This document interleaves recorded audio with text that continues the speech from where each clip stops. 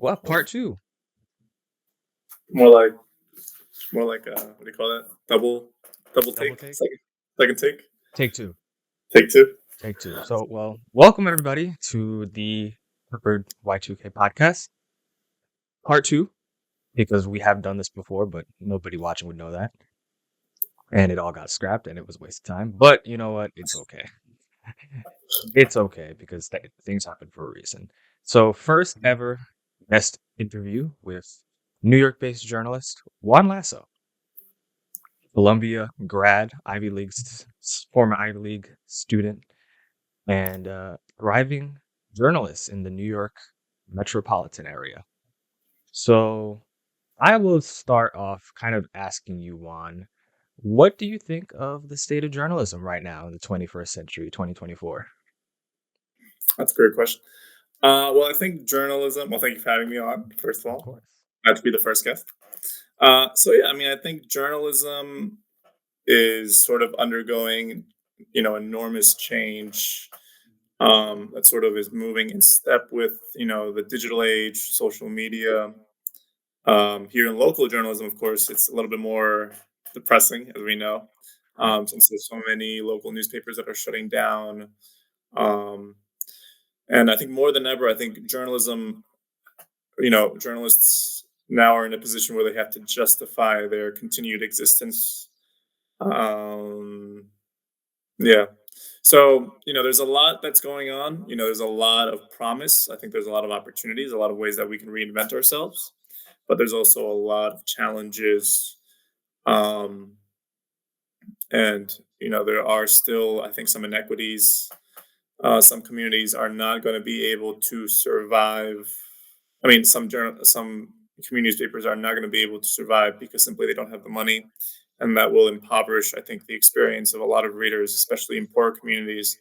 Um, so yeah, so Right. it's bad.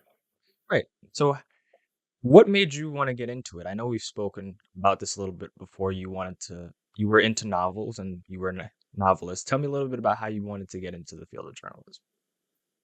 Yeah. Well, I think I graduated from Columbia, and I have aspirations to be a novelist. Write stories, but I felt like I didn't have enough life experience, tragedy, and setback in order to start writing novels. So I was like, you know what? Let's focus. I think I have two different types of pursuits in terms of intellectual pursuits. I like the analytical, fact based side, and I also have this very creative storytelling side. And I think journalism is a good blend of the both, very healthy balance of both. Um, so I think journalism was right up my alley, and I decided to take it. And one thing led to another, and now I'm here. Gotcha. So you say you didn't have enough life experience to start writing novels right away. Did you want to write about things based off your life? Yeah, I think so. I mean, I always think that novelists, writers, always draw upon their individual experience. And, maybe I should. I mean, I think we should all just start writing in general, whether our stories turn out crappy at first, it's fine. But I felt like right now, there's people who sort of are careerists when it comes to writing novels and fiction, which is fine. I just don't feel like I need to put myself on that track because that sort of invites, you have to have a publicist, and now nowadays you have to create your own media persona as a novelist. You have to be on social media. And I'm like, I don't want to have those pressures on me, especially if it's something that should be spontaneous and fluid and organic, like writing, fiction. So instead, I need to practically think of my immediate need to have a job. So I think journalism is, you know, great. And I think journalism helps all types. I think journalists give you a good set of skills in order to be a good storyteller in general, which can definitely feed into fiction writing. Gotcha. So do you have anything in mind, even though you didn't end up pursuing it at the start, did you have anything in mind that you wanted to write about when you had the ideas in your head? I'm always sort of mesmerized by a lot of writers and the way that they're able to just like use language um, to to create this emotional effect on the reader. I love Juno Diaz in terms of his ability to mix sort of like urban slang with sort of more highbrow, um, evocative language. I love Toni Morrison. Um, but I think a lot of I think what I want to tell is more of, if I could, I want to create novels where there's moments of extreme change, where the person is thrown into moments of extreme change. And we're either at the aftermath of that change or right at the beginning of that change or even in the middle of it. And then that, because of that extreme change, it sort of reveals something in their character. Um, so I think that's what I want to focus Yeah. on. So you're 25 years old. We're both young guys. S- So what was or what has been up to this point now the most extreme change in your life? Wow. Well, I think I've been through many extreme changes throughout my life. I mean, I immigrated here very young. I think one of the most emotionally You are from impactful changes. Hmm, tell me where you're from again? Ecuador. Ecuador. Yeah, I'm an imported product, 100% Ecuadorian. Same. so, so yeah, so I think, but emotionally, I think losing my father is sort of one of the biggest hits that I've faced in my life. Um, you Yeah, know, you were you how old? losing. I was, I think, 17, Okay, so very early. that's tough. I lost my father, and yeah, I think that also sort of requires you to start being sort of a father to yourself.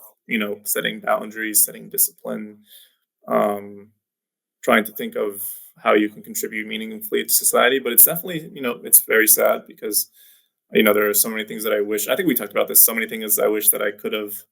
Um, time spent with my father.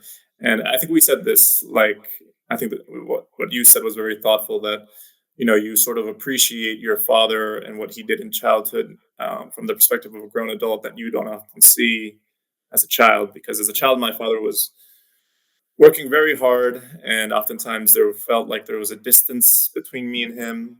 But, maybe recalling those memories, I could also, I can lean on those memories as well, but I can also lean on those memories where he showed up, he was present, he would wait for us every afternoon, to say hi to us when the bus came, to drop us off. So it's very difficult, I think, to lose a dad.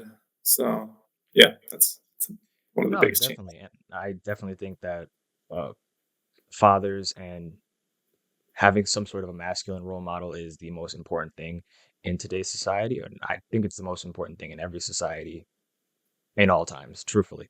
So, it's tough to lose them young, but it's good that you've kind of been able to take it and use it in a positive direction. And he was able to teach you as much as what he could when he could. And you're off to a nice start. You're a journalist in a pretty big metropolitan area. How has your experience been so far in the news industry? Oh wow, I mean, that's a great question. Well, we're doing local news, so I do feel like it's very meaningful work, because we are impacting readers on a day to day. We're in those communities, they recognize us. Sometimes they hang on to every word we say, both the good and the bad, um, which I think, and there is a great need for still local journalism. I think it's a public good. I think it helps people understand their communities. Oftentimes, especially even on Long Island, where we say that there's these pockets of communities that are sort of you know um, insulated within each other, insulated communities. We often don't know who the guy on the other side of town is. We don't often know what big issues are happening with the school budget, what major changes are happening. So I think that I think I've been sort of become a convert of the importance of um, local news. And I've also learned that there's the media. the world of media is so broad now, so expansive, and it's getting expansive more and more. There's like niche publications that really tailor to specific types of readers now.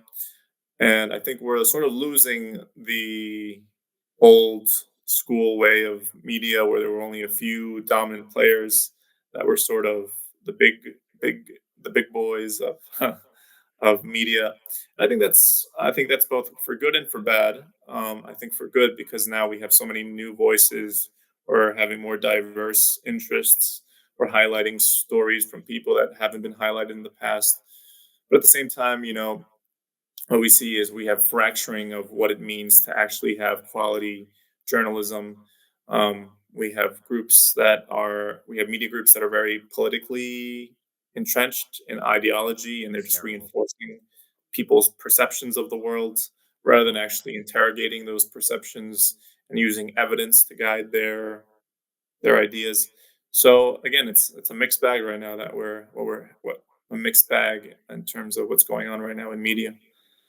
Yeah, how would you tell people, maybe even younger people, how do you navigate media in the 21st century? Because as you said, it's so, I'm going to use the word toxic. Like some of the discourse that goes on with certain conversations, specifically political, top political, it gets toxic everywhere. But how would you tell somebody to how to navigate media? Where it be network news, social media. How do you navigate through the BS? Yeah, and you're right. Absolutely, media can be sort of toxic, um, especially for our generation. More than ever, we are consuming media mostly online. Using the social media platforms like TikTok, um, YouTube. I would say the the same. I would say you should adopt the same values that any reader reading a newspaper at any time in history should adopt, which is to have a critical mindset. Really think critically about what you're reading. Don't just be a passive consumer of news. Engage with it, question it. You know, s- you know, see if there's a particular slant in terms of the reporting, um, and see and question your own values, how your own values and perceptions of the world sort of affect your reaction to what you hear on the news or what a journalist is saying. So I think there's a greater need for mindfulness, for conscious reading of the news, because otherwise, you can easily um, be deceived, or you can deceive yourself about what is the truth. And I would say encourage reading newspapers from all types of outlets. Um, you know, the New York Times or the Wall Street Journal, The Economist, or if you want the sort of more magazines style, Atlantic. I think, a curiosity, um, have an interest in reading multiple sources because from getting multiple sources, you can help to shape a clear understanding of reality, you know.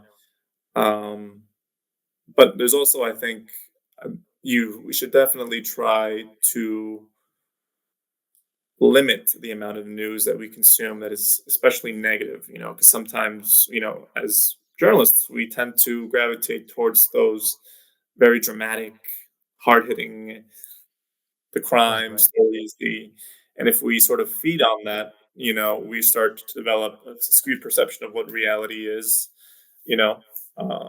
So yeah, so I just think that we should all just be critical readers and that we should have a healthy appetite for news and know when it's time to stop or when, it's no longer serving our health and our mental health, Right. you know. Right. And I think that's good. I wanted to touch on two things you actually said because one of the things you mentioned was, being able to think critically, which I think is very important, and reading a lot of different sources. I feel like, and it's been like this for a long time, that now where it's become more politicized, or it seems to be, since there's so many more sources where you can consume news. And I think predominantly, especially, believe the field of journalism and we've touched on this before. You went to Columbia University and you noticed kind of the landscape. Um, it seems like there's a lot of spaces that skew one direction more than another, and that seeps a little bit into the media, and it makes it. And believe more and more it's becoming more apparent to average everyday people that there is a bias, a media bias in media sometimes. Do you agree with that? And how do you think that could be changed, if at all? Maybe it can't be changed. Maybe it's, maybe we're going towards a world where people are going to be getting information from their little silos, little bubbles. But what do you think about that? Yeah, absolutely. That's actually a great concern. I think we are already in the siloing of um, of digital of media bubbles where people are just sort of in an echo chamber that reaffirms or reinforces already established beliefs. But I think rather than sort of the old way of media in which there were a few titans that were sort of the gatekeepers of information. Nowadays, the gates have swung completely open. Yeah, But I think the advantage to that is that now readers don't want to simply just read an article. They want to interact with it. They want to see what sources the journalist is using. They want to see, they want to interact with graphics. They want yeah. to, um, Short form is really big nowadays too, yeah, especially specifically for younger audiences. They consume short short clips, and that gets them to you're going to want to see more of the context of whatever they're seeing. I think everybody's doing short form content now. It's kind of blown up in the last couple of years, and that's something that it's double edged sword because it also kills the attention span of most of us. But yeah, the hope is that you see a short form clip and want to think critically and see more. Sometimes that doesn't happen though, but that's big. yeah. That's big too. Yeah, and absolutely. And we're breaking the third wall where we know we're having reporters where they're saying, "Yes, I am a reporter, and I am trying to investigate these questions, and this is the way that I'm going about trying to answer these questions." And when you are sort of tuning into the process, into the methods of how the journalist is trying to get to the truth of a story or get to the heart of the story, then you can have greater trust. That that the journalist is doing something in good faith, and that they are also critically examining um, an issue. So I think that should be more encouraged as well, because we know that it's hard to actually grasp at the truth of a situation without having multiple voices, multiple perspectives. um, so I think there's a real opportunity to sort of focus on that, where it's no longer just sort of like the war reporting where you're just listing the facts. That I think is good, but the facts, just listing facts, can also push away certain realities that you need to interpret. There are certain things that you can't just put as facts. There are things that you need to interpret, and journalists are called upon to sort of interpret the reality that they're seeing, see what are the bigger connections, the bigger implications for saying this or that. Um, but as long as we are being honest, as long that readers are aware that these are journalists that are trying to investigate and trying to use the tools at their disposal to arrive at some level of truth, they can help participate with the journalist. And I would also encourage. I know this is easier at community journalism, where you actually you push back on certain things that journalists say. You give helpful critiques, or you say, I don't think you covered this well enough. Because when we have more people, more voices in the conversation, I think that elevates the standard of good reporting. I actually welcome critiques. I welcome criticisms. Now, they should be well informed criticisms, and they should be within reason. They can't be just, oh, fake news. That doesn't lead us anywhere. That doesn't help shape You want to the be the more nuanced, right? When you critique. Yeah, absolutely. And I think there's more exciting ways that journalists are engaging and pulling the reader into their experience of telling the story, which I think gives greater trust because we're not hiding anything. We're opening everything, um, and we're leaving you to decide whether we've done a good job of reporting. So, Yeah. Yeah. I mean, I remember when I was in college, actually, when I first started college, which is now, well, 8 years ago, I remember first having a discussion. This was in a writing class, freshman, my first semester, and discussing how we were in a post truth society. And 8 years later, I believe that it still is very much the case. We're fully in, I don't know if you've heard that term before, post truth society. mhm. You have. Yeah, I know you have, Yeah. Mr. Columbia. um, but yeah, so I believe that's more true than ever before. I think that a lot of that has to do with a little bit about what you said, that when you have to try your best to search for the truth, but a lot of the times you're leaving it up to the interpretation of whoever's consuming. And I believe, at least in terms of the media world, it does. I believe a lot of the scrutiny comes from the fact that I believe it's just a byproduct of the business, that when you're more into writing and you're more into literature and you're more into certain kind of things, you're going to more likely than not always, not all the time, lean a certain way. And I believe that that's a big part of what's caused distrust, on top of the fact that now there's more outlets compared to a couple 30, 40 years ago, when there was about five big news networks, and then you'd always have your local news as well, which I believe local news hasn't changed much, in the sense that I believe local news is pretty. I believe it's the trust factor for local news has stayed relatively the same, for the fact that it's smaller. I believe that when things are smaller and things happen at a lower scale, and there's less greater societal stake involved, I believe it's easy to be more reliable and more transparent. It's when you get into the big leagues and politics is involved and presidential elections are involved and things like that are involved. That's where you really kind of lose trust. And I don't know if that's ever going away, because more money is being pumped into not only politics but also media. So I don't know if on the large scale, and maybe this is a pessimistic point of view, but I don't think on a large scale that it's going to get better. Am I a pessimist, or is that an accurate assessment? Well, certainly, I think, um, yeah, yes, there is a separation between local news and sort of, as you said, like the big legacy newspapers that deal with larger stories. But there is room for bridging the two, and I think that helps when you are seeing local examples of how big world issues are affecting these individual communities. It sort of grounds them. It grounds these larger issues into tangible reality, and you can actually see the impact that it has on people. I mean, even there's always sort of this, you know, um, oscillating between big and small, the macro and the micro, and I think a good journalist kind of does both. So community journalists, of course, they have to focus on the specific. Their focus is lasered in specifically on how big issues could affect their community and the community's point of view.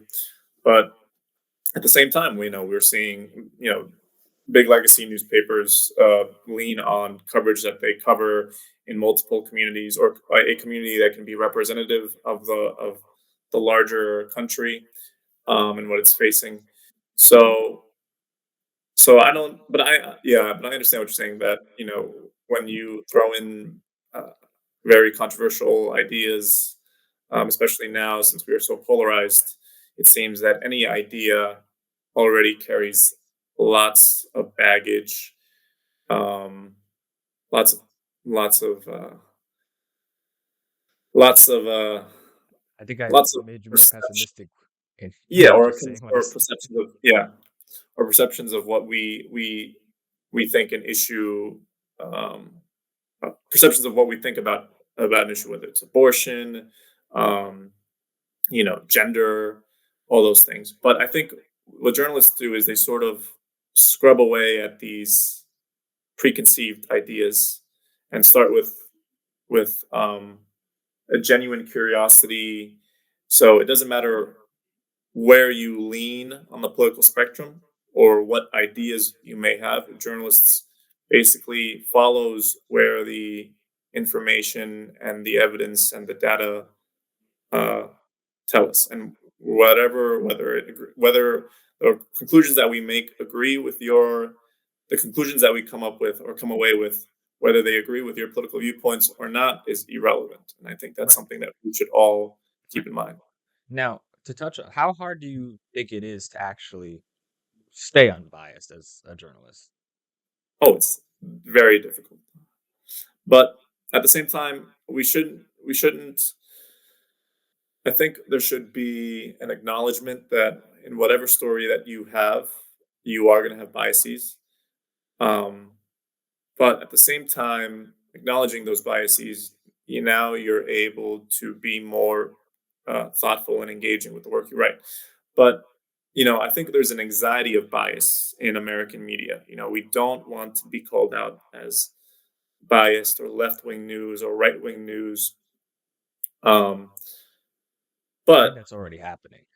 yeah, Did you absolutely. see And some did of you see those, the clip of sorry to cut you off, but did you see the clip of Caitlin Collins on when she was on a late night show?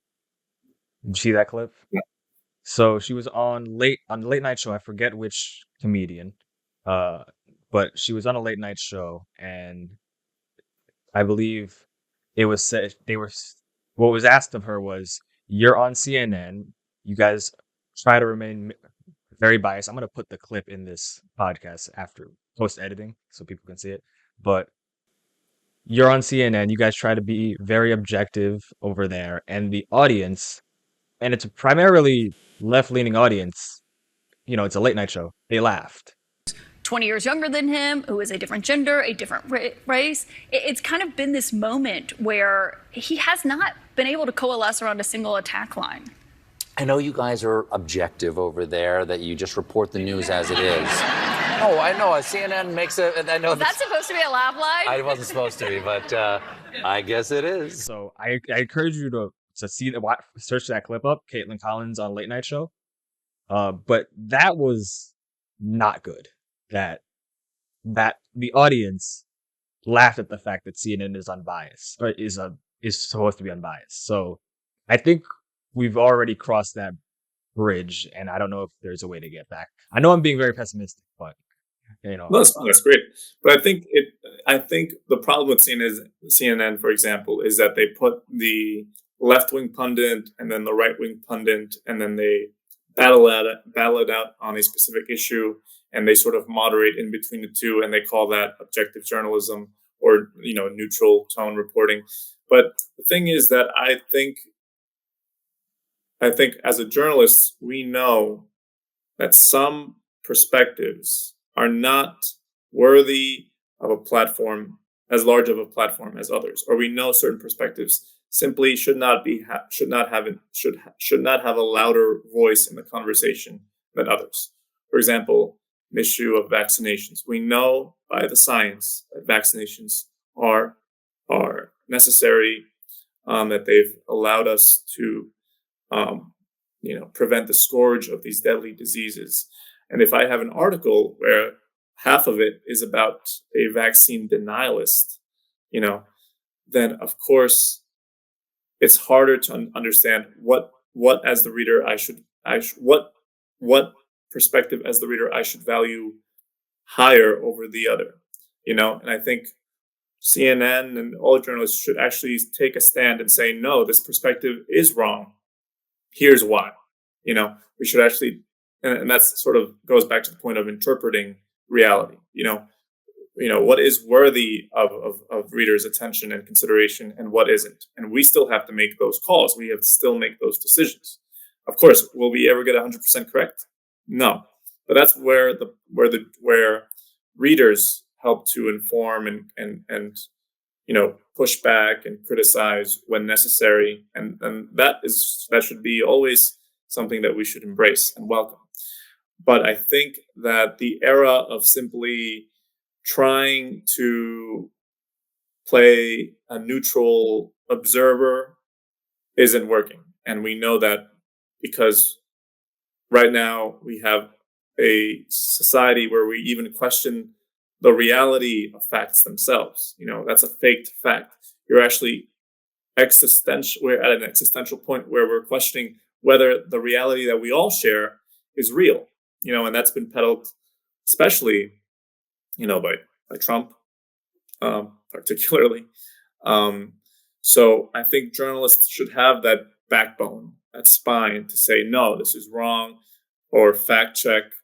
And I think that's what readers are drawn to, and that's what they admire about certain journalists. And there are some great journalists at CNN, and there are times where they actually they boldly and flat out deny whatever cockamamie stuff is being spouted by some guest that appears.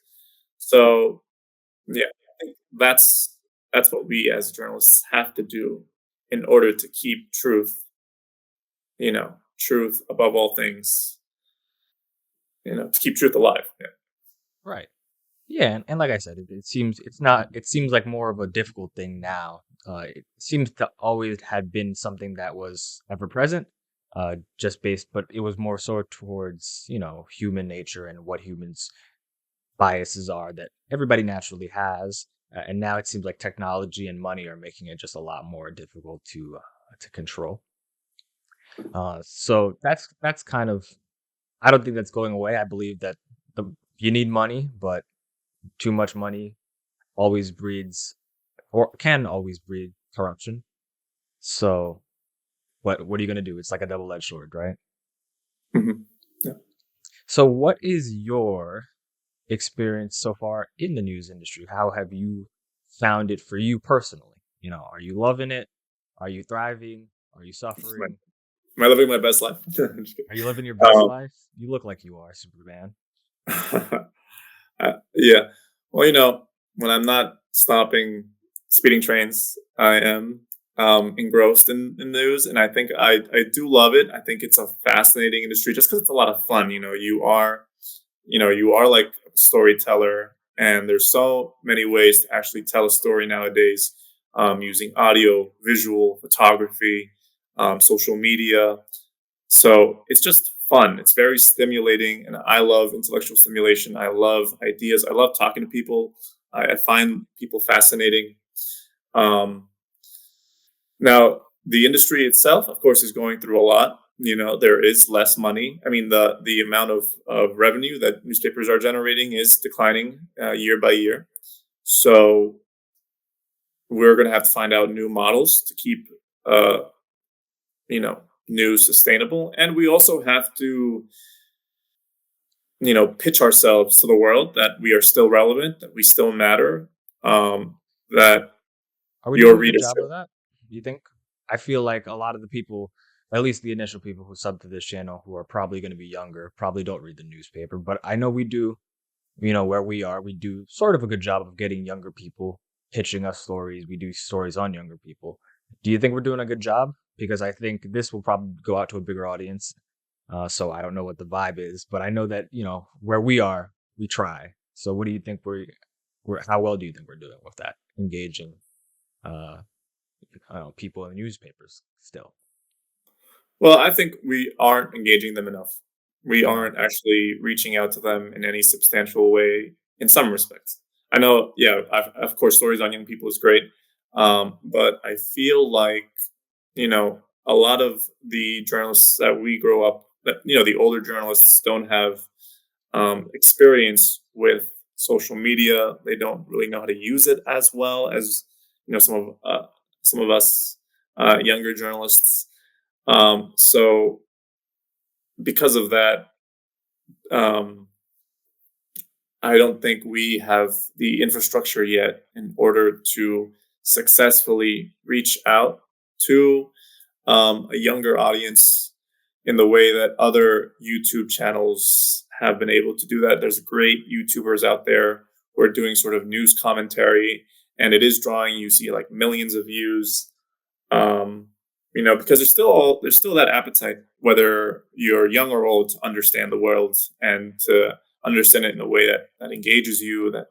That will always be there, but I feel like even for those solo independent YouTube newspaper news commentators and analysts, it's great. I think it's wonderful, but it's also, I don't think it's a sustainable solution, because a lot of great news is often done in collaboration with others, with people, well, with teams of journalists tackling a story.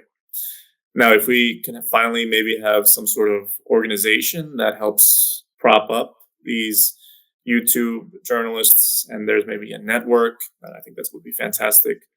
Um, but I think young people, I don't think we should change young people's behaviors. I think, or we should have them move towards um, print journalism. I think we should move towards them and meet them at where they are and what they want, Yeah.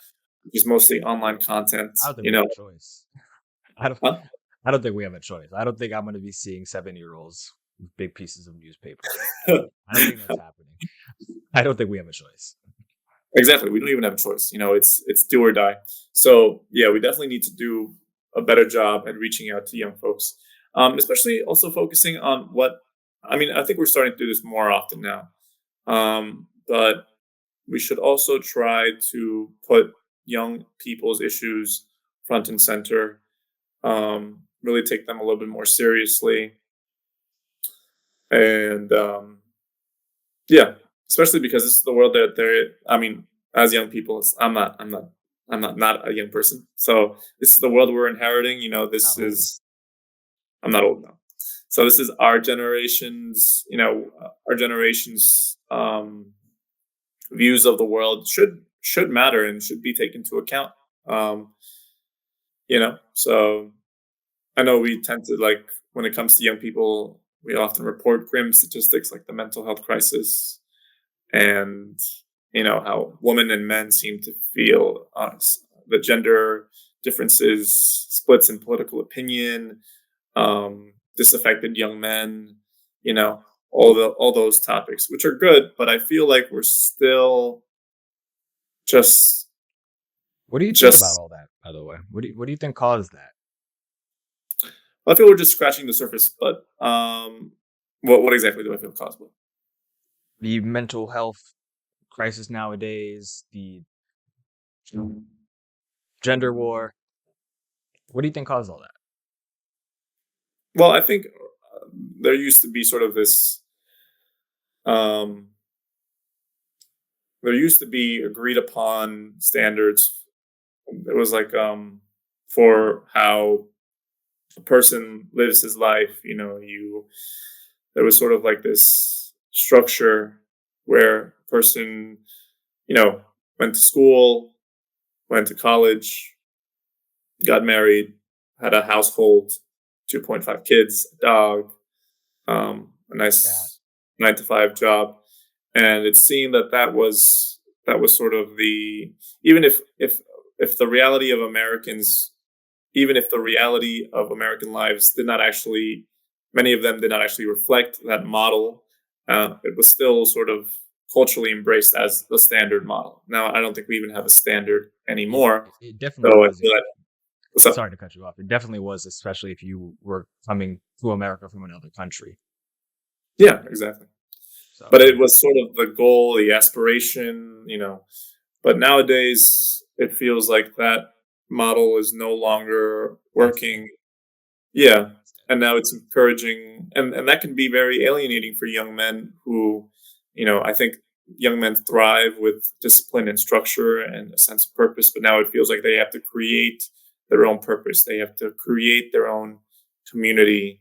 And it's exhausting to have that challenge while at the same time be told from different groups and different voices about who they are, what their identity means to the world, whether they have a place in the world at all. And because our generation is so tied to social media, a lot of these fears can be amplified, can be, spread. So men sort of are having sort of this internal crisis. But I think what we require is sort of sympathy, sympathy. you're talking men specifically.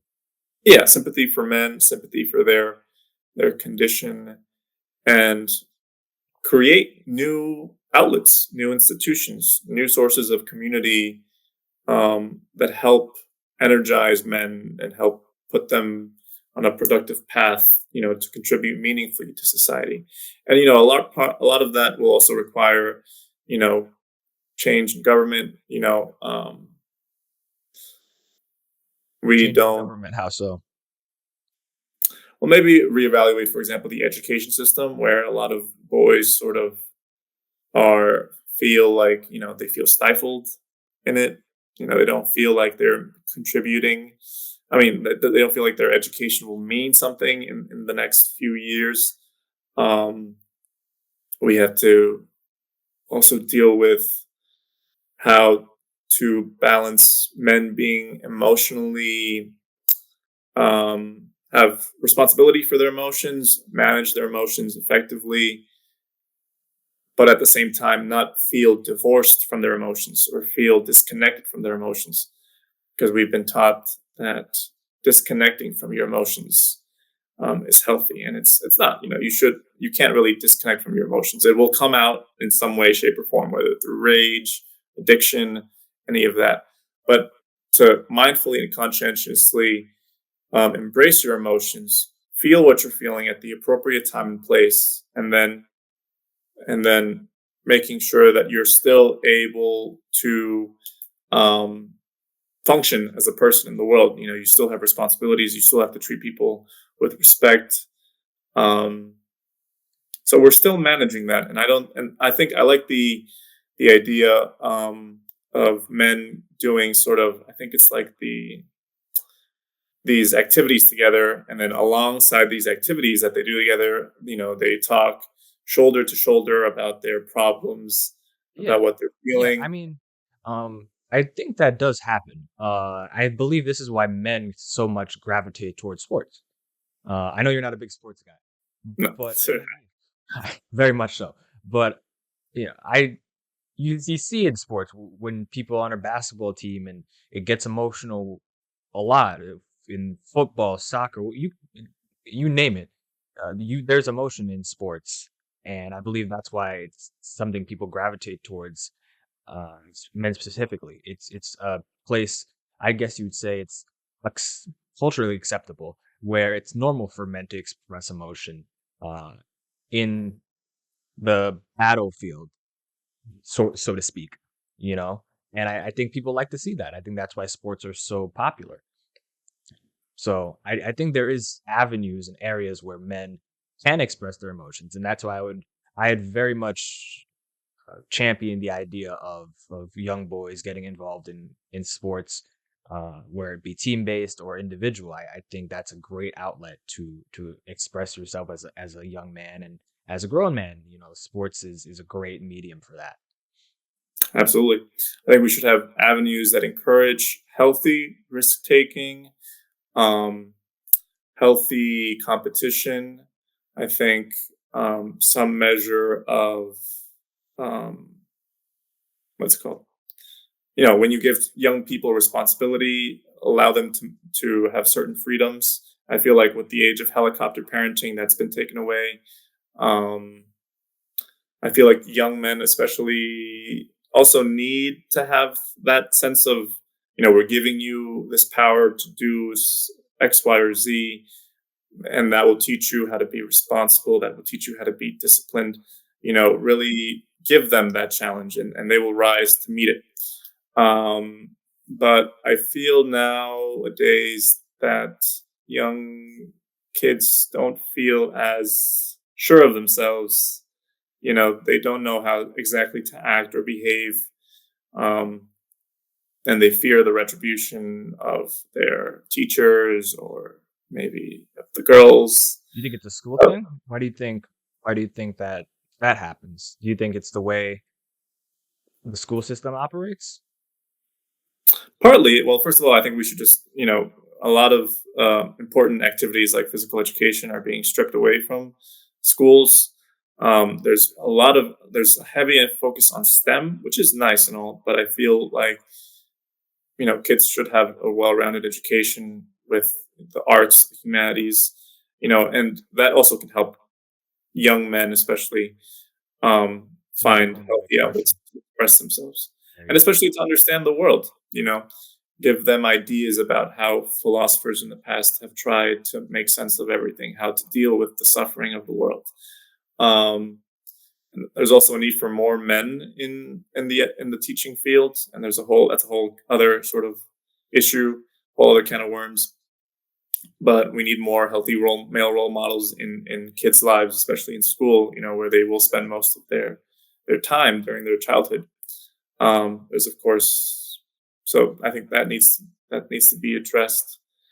Um, and I don't think I think right now we believe it's a zero sum game where we see that, the excellence and the success that women are receiving nowadays comes at the expense and detriment of men. I don't think it's a zero sum game. I think both the genders can elevate themselves. Girl And, boss. huh? Girl boss. Well, girl boss is fine, but it doesn't matter. What matters is, that we are working together hand in hand, and that we are acknowledging each other's differences, that we are sympathetic towards the individual way that men and women sort of perceive the world and exist within the world. Um, and I think this right now we're sort of have this where we have this we're we're considering we're viewing each other with hostility, skepticism, and resentment. And it feels like our dialogue with each other is it's filled with that. And we should be more open. Um we should be sort of confident, of course, and assured in who we are. I don't think we should lean on. A lot of times we sort of lean on other people to fix our emotions, or to be the source of our emotions, a source of comfort. Especially many men lean on their wives to connect them to their community, or to be that sort of emotional cushion. That But never I don't turns think out well. that's huh. That never turns out well. Yeah, I don't think it turns out well. I think men should be able to regulate their emotions, make a fulfilling life for themselves. That women can come in and help enhance and help, share. And men should get better at forming community and knowing how to socialize and learning how to socialize. And yes, this will be a little bit hard, we don't really have a model yet to how to teach men how to create these sort of healthy communities where they can exist. Sometimes they have formed, mostly online, but I think, um, you know, the game group isn't enough. I think we should definitely go out and strive to form these connections face to face. And yeah, there's going to be tension, there's going to be shyness, there's going to be nervousness, and I think that's fine as long as we keep trying, keep pushing to establish connection Yeah. with others. I think that's the most important thing. And I think maybe it should fall on us, not older, but experienced guys, to help mentor, coach, and be around other younger guys and really help them as well. I don't think I've done enough of that because maybe I think that I'm not qualified enough, but I think I see that I have an impact on guys too, especially the younger guys. And when you're out there, you're exhibiting what you as a when you're out there, and now that you're an older man, or you're getting older, or you're having more respect in the world, you're exhibiting a role model. You're a role model for others. People, young guys especially, see how you behave and comport yourself in the world. So don't think that you don't have an impact when you walk out the door. You absolutely have an impact, especially on young people or younger people. So That was that's very what. good. I'd like to just add up because you mentioned online communities, men forming community in that space, and in this channel that this is going on was a gaming channel, and I was a gamer. I don't game as much anymore, but I definitely have formed uh, friendships and relationships through online gaming. But now that I do a lot less gaming nowadays, you definitely can form relationships online, but I believe the one in in-person interaction, and especially I do a lot more, uh, you know, go to the gym a lot more. I've always worked out. I work out a lot more than when I was playing video games. I don't know if that was natural that I started working out more and playing video games less, but I do a lot more of that now. And that's a very social environment and where you meet a lot more people. And I believe that the in-person interaction is very, very much different than meeting online, even though there is use to that. But it's, you're also bettering yourself physically as well. So, I do a lot more lifting and boxing now. So I definitely think that there is a lot of positives to take that you won't be able to just take in the online environment. I would encourage everybody to do that as well, you know? Yeah, So, so yeah, so I mean, you did touch on something I wanted to get into because you touched on kind of helicopter parenting, which I feel like is actually not happening as much. I feel like the iPad kid is a big thing now, at least for like really young people, like the 5-year old, and I feel like we're in this strange age where parents nowadays, maybe some of them are well versed enough in technology. I believe the next generation, definitely parents will know a lot about technology, but I feel like we're still in that strange age where parents don't know too much about technology. They don't police, and I'm not saying they should police, so maybe that's an intense word, police online interaction that their kids engage with on a daily basis. And because of that, I believe that online influencers and a lot of things online have become more influential in people's lives, young people's lives specifically, because of kind of the era of the iPad kid. So I don't know if you agree with that, considering you said you talked about kind of helicopter parenting nowadays. But if what do you think about that?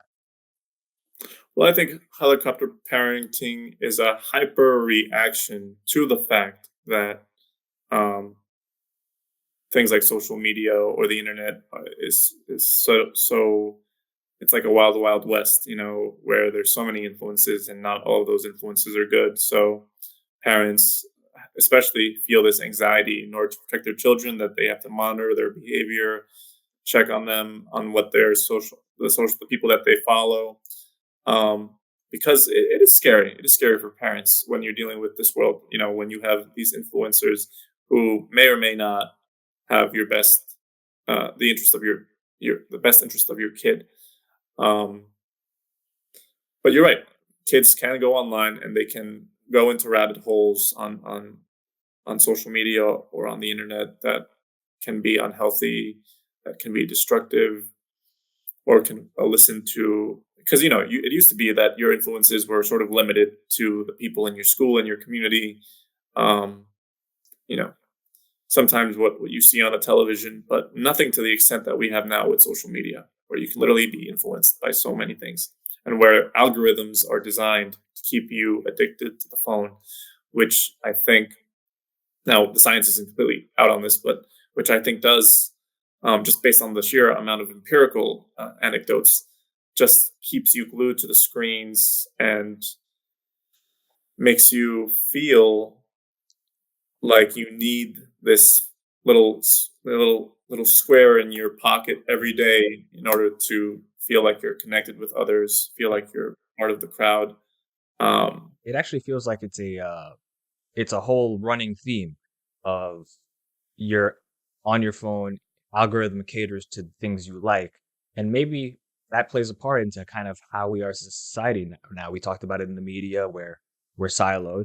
Now the algorithms are siloing you, and it seems like we're all kind of being individual, or being pushed towards being more individualized and into our little bubbles. The algorithm's doing it. You see it in the media. It seems like an ever growing theme, and maybe that plays a part in kind of the issues, large scale issues that we're having in society. yeah, absolutely. The sort of idol of self is a big thing. The cult of selfhood is a big thing. Um, but yeah, but I think I don't really know what it's like to be a parent, and especially in this day and age. So, but I can understand, a lot of the anxieties that parents have over their kids. But I do feel like you still have to have kids. You have to give kids room to breathe. I think there was a nice article where I read where some of the best moments in a kid's development and in a kid's childhood have been where the parents weren't present, where they were off. in their doing their thing with their friends. Or maybe it was a particularly challenging moment where they couldn't lean on their parent to guide them, and they had to muster the strength to do it themselves. You know, um, so it's important that we let kids have their space and have their ability to grow, and learn about life on their own.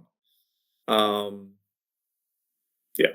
But I mean, I also grew up in a Latino household where I think the idea of boundaries and space were also, you know, fluid, you know. So Um, you want to get in? You want to talk about kind of how your upbringing was, your childhood? How was the well, household?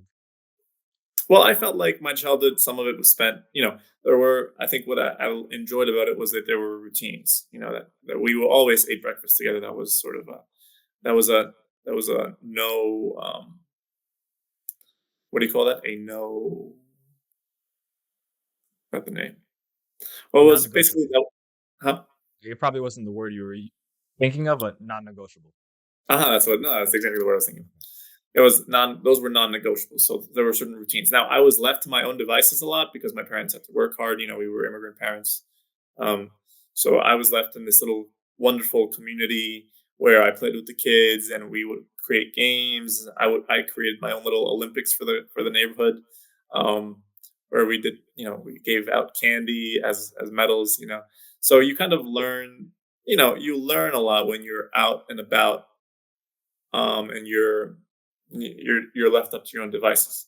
But I still feel that parents should still find moments, especially dads and sons or dads and daughters, where they have time for connection. Because right now in our work culture, a lot of dads are pushed away from the home, and it's still that issue where they aren't able to connect intimately with their families, really be present, maybe teach them certain things. Like I haven't learned basic things from my dad, unfortunately. In some areas, like repairing fixing tires, or doing my tie. Now, my father was wonderful. He helped in supporting us and giving us the ability to study, and we excelled in our studies. But a lot of the sort of day to day things, I think, weren't, um, harped on or put an emphasis on. So I feel like I missed out on that, and I feel like that's the experience of a lot of sons who feel like they didn't have that with their dad, which they think, would have served them well, you know, whether it's that or whether it's, how to interact with the opposite sex, how to be respectful, how to find self esteem with yourself, how to get over heartbreak, or how to get over, um, particular challenges. And I think when kids try to tell parents about these issues, it's almost like they want to put like a shield of protection around them and discourage them from getting hurt, or discourage from getting their heart broken. And that sort of puts a defensive wall, where the kids don't feel that they can come to their parents and speak candidly about what they're experiencing. Yeah. So I feel that was in part my experience. Yeah. And I felt maybe, which is why I don't even know how I'm going to be if I ever become a father. I mean, it's very hard. It's a very hard thing to manage, to straddle that line for parents. So I have sympathy for parents. Well, I mean, having immigrant parents as well. I know education is very big. They Yeah. do very much preach education. Little they know it's a 9 to 5 pipeline. But I digress. um, yeah, I do think the kind of things you spoke about do come. I know obviously you lost your dad before you became an adult officially. Those things definitely do come down the line. I don't think I didn't know how to change the tire until I was in my 20s. Now 26, so I learned how to do that, but it came later. It didn't come in the high school years because at least at that point, at least for my parents, and I think a lot of immigrant parents, I think anybody who has immigrant parents can relate to this. They really do put an emphasis on being really good in the educational field, in the educational system. So that's probably a little bit to explain kind of your experience. We've talked about this off camera. It might have you had a lot of things that he taught you, and who knows what would have came. But I think he did. an adequate job, So just wanted to touch a little bit about that portion of what you just said there. Awesome. Yeah. So since we're on the topic of it, what would be some good advice that you think you could give to young people about we touched about navigating media, but kind of just some life advice, that you could impart. Yeah, absolutely. Well, I don't know. Well, yeah, I don't think that. I think. Well, no, I think nowadays there's this pressure to be super successful, or to be excellent. And there's nothing wrong with excellence, but I feel like whether on Instagram you see peers your age who are driving these fancy cars or living these wonderful luxurious lives, or on LinkedIn where it seems that sort of encourages Trash to be platform. to have like Trash. yeah, Sorry. like on LinkedIn, like you have this avatar that you promote to others, and it wants to be an avatar of success, where you have a straight line in your career path, and you know the best is yet to come. So there's always this pressure to perform, I think, nowadays, and to catch up to people and to compare yourself with others. And I think that is just very damaging for the person. Um, I think that you should try to minimize that and maximize what you as an individual can do. What are your own unique desires? What do you value? What are your definitions of success? What does it mean to be a good person, or to be a worthwhile person, or a useful person in the world? So that's one thing. I think the other thing that I love, and I think that I love to remind myself, especially when we're dealing with deadlines, or pressure packed stories, is to remember to invite yourself to have fun. It's to be playful. I think Robin Williams said the world is open for play. That everything and everyone can be mockable in a very wonderful way. That it doesn't have to be these hard set of expectations. That you can play around with them.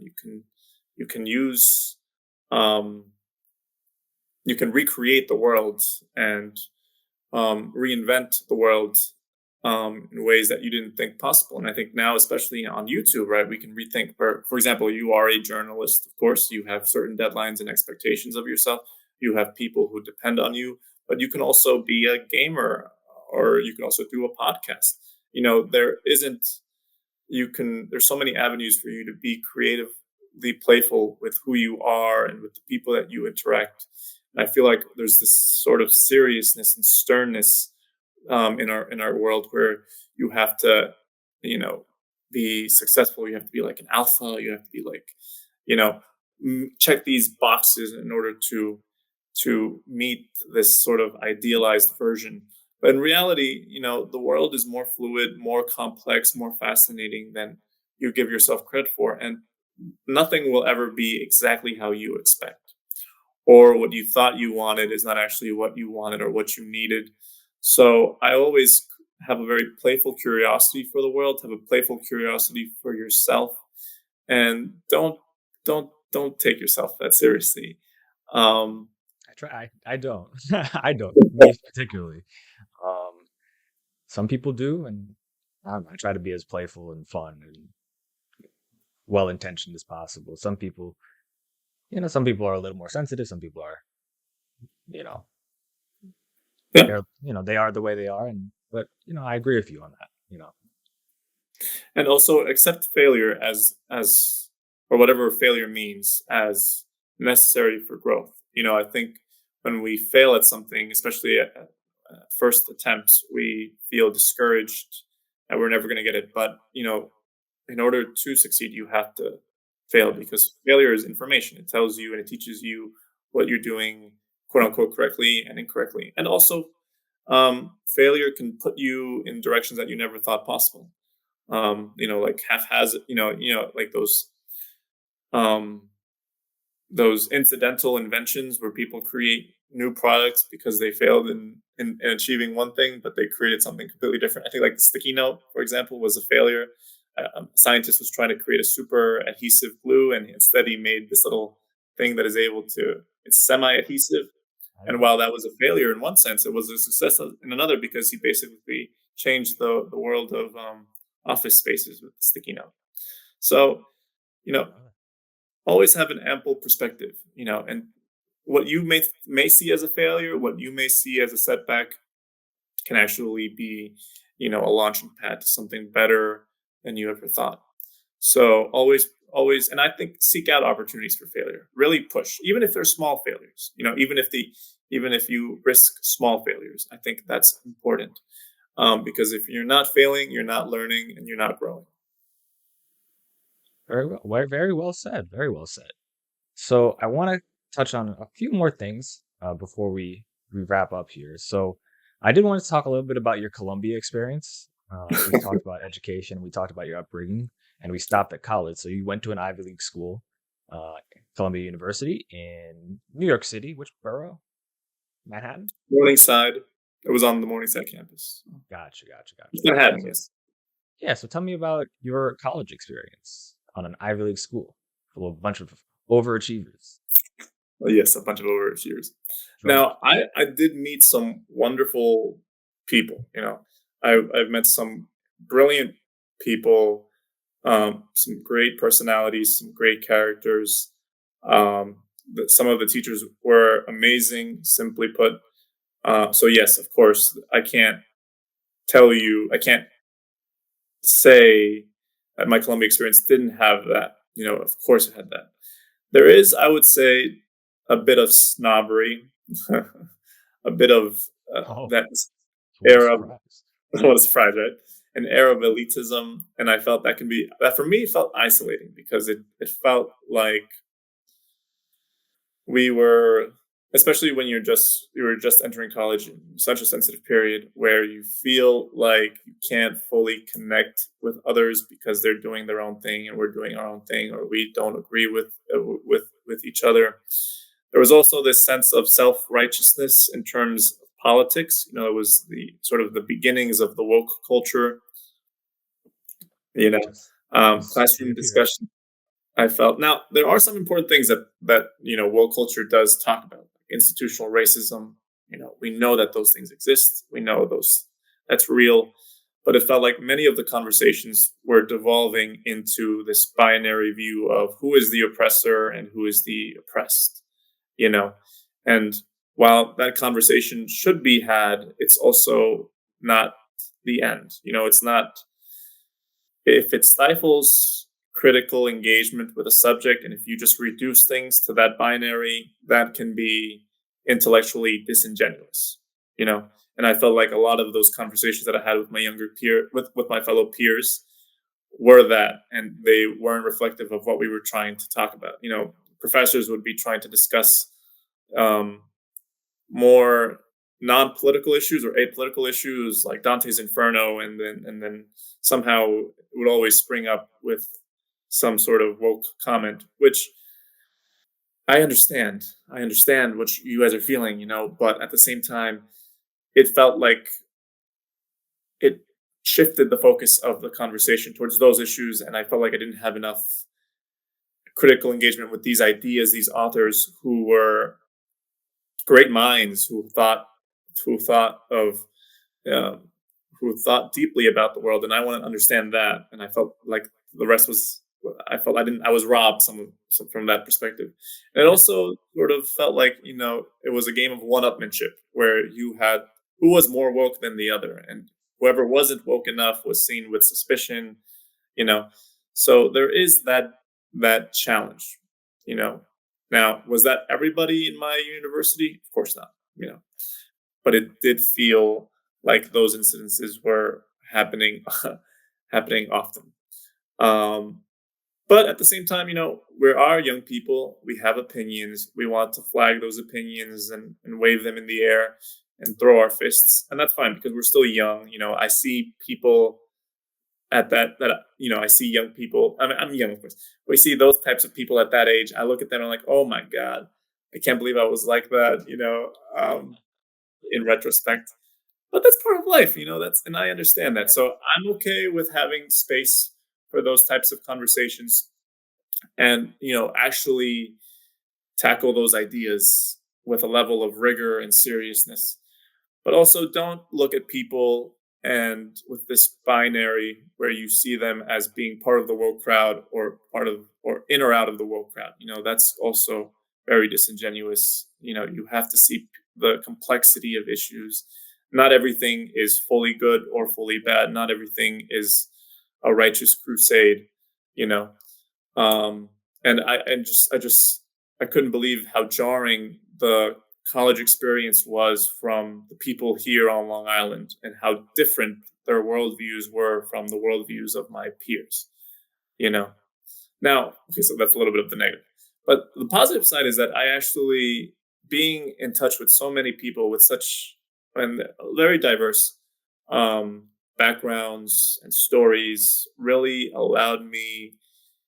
gave me the sense of possibility that anything that we can do, we could change the direction of our lives however we wanted to. And there wasn't this sense that my future wasn't going anywhere, because you're in this very rare air, with these wonderful minds who are teaching you about the world and how to think critically about the world.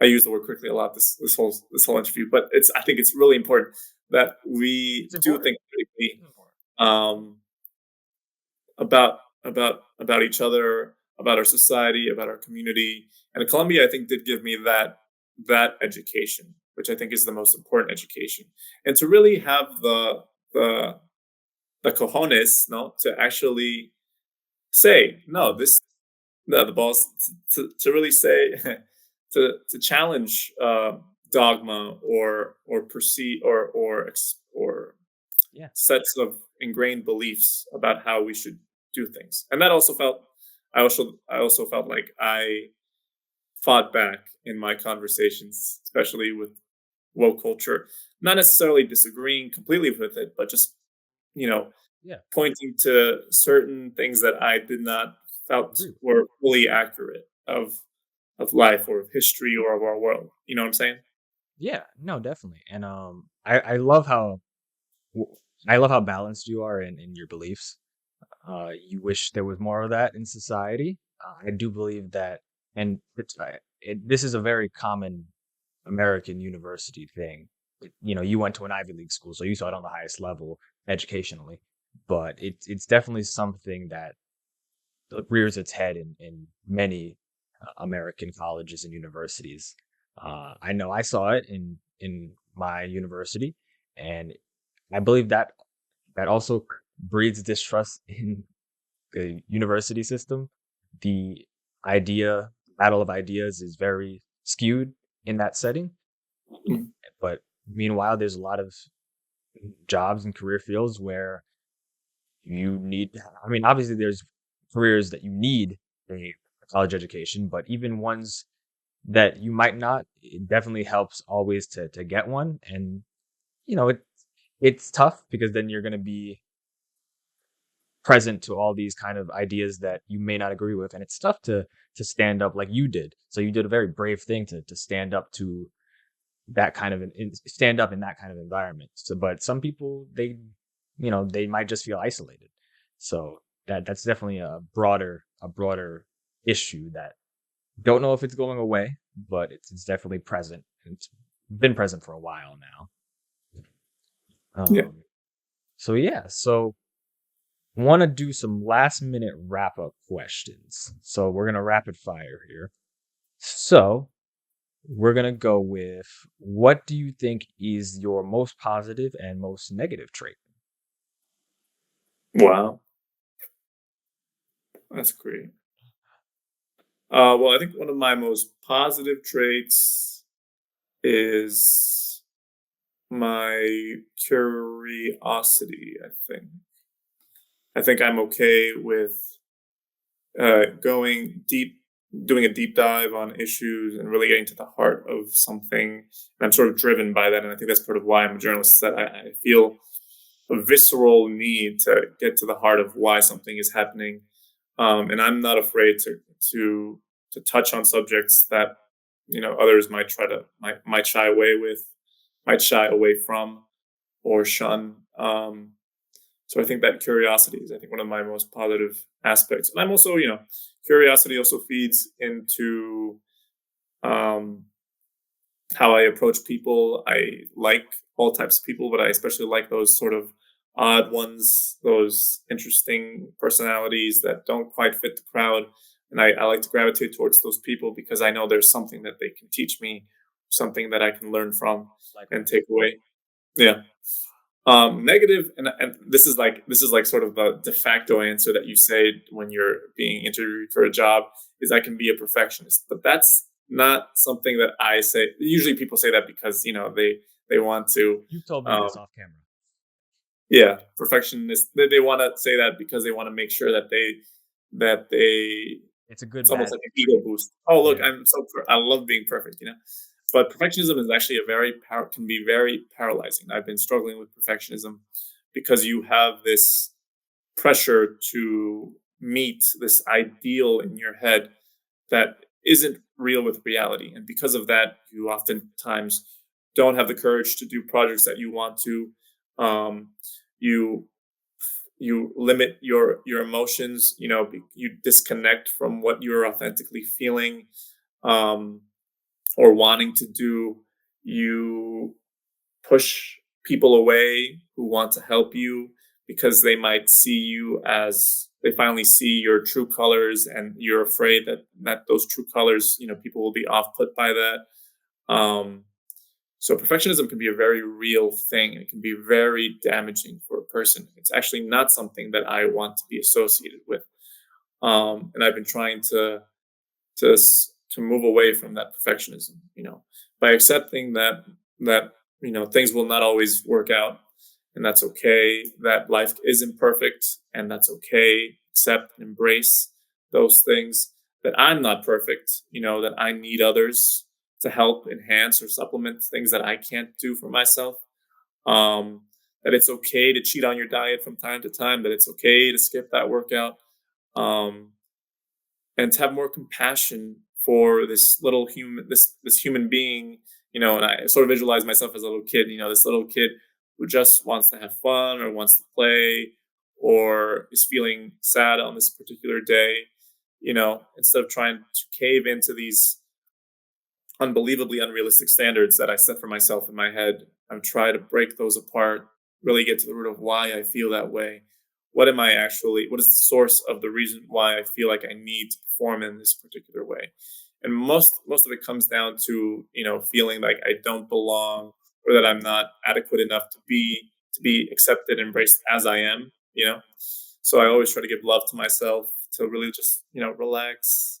Um, and to encourage wherever my mind wants to do, or whatever activity my mind wants to do, whether or not people like it, whether or not I get the accolades or not.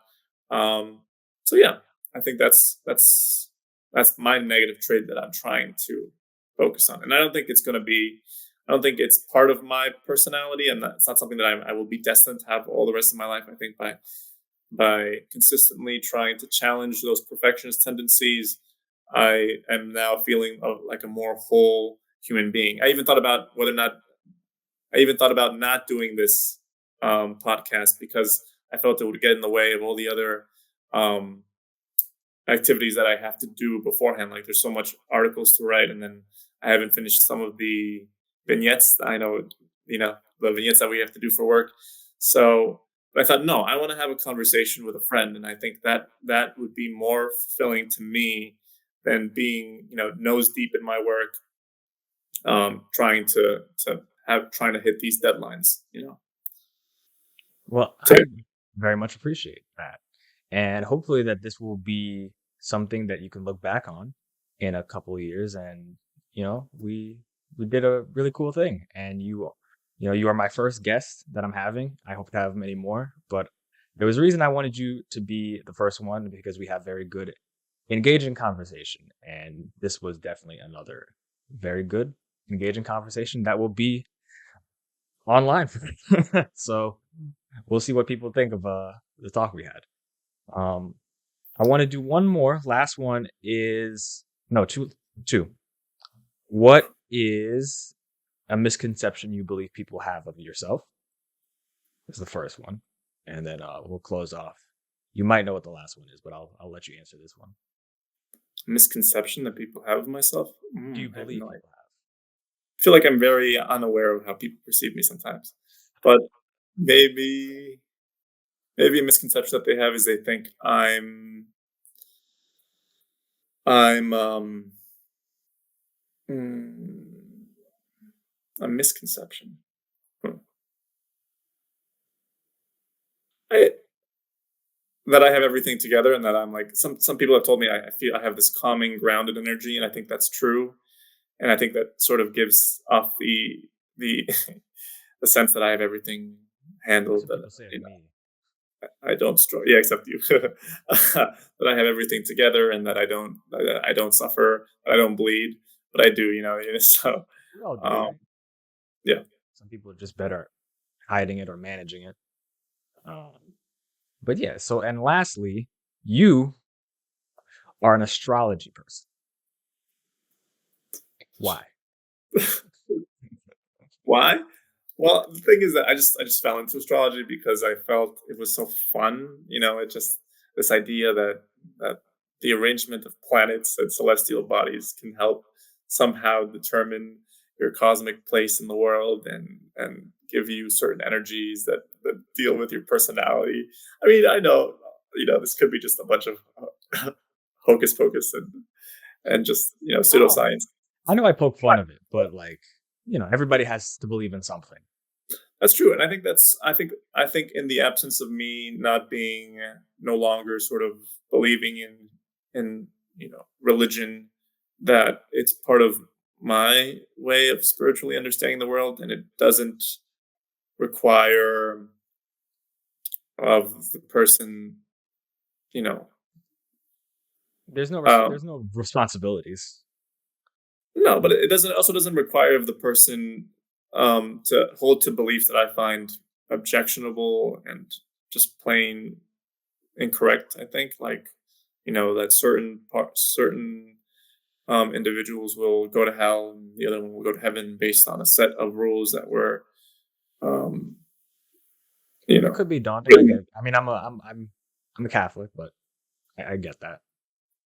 yeah, it just feels like you know there aren't you're right there aren't as many rules and regulations, but I feel like real spirituality nourishes the soul, keeps you in harmony with others, puts you in touch with the larger picture. And especially nowadays, some religions sort of want to divide and separate and say we are the chosen people, and I think it's these always are the been that rest, way. the lambs and the sheeps. I mean, not the lambs and the sheep, sorry, the wolves and the lambs, or the goats and the sheeps. But I think the best sort of spirituality is the one that keeps you in connection with the world as a whole and seeks the flourishing of all people. Um, you know, so I don't know if astrology really does that. I just enjoy the idea that I can understand myself a little bit better based on what sign I have.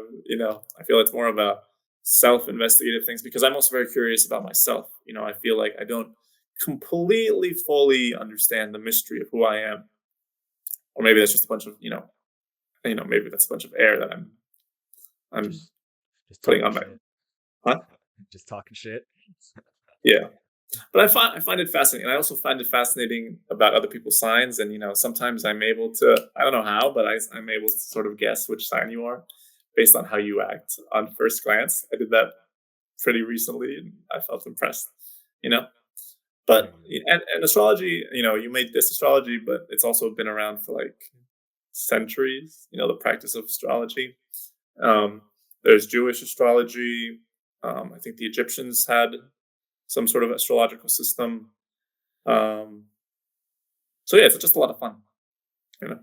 Yeah, and that kind of sums up who you are. You just want to have fun. Girls just want. just wants to have fun. All right. Well, I think this was very good. I think this was very fun.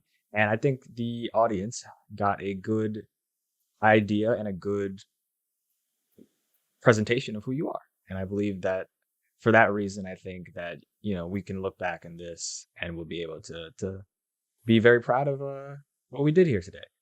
So have a nice conversation and preach critical thinking and open-mindedness.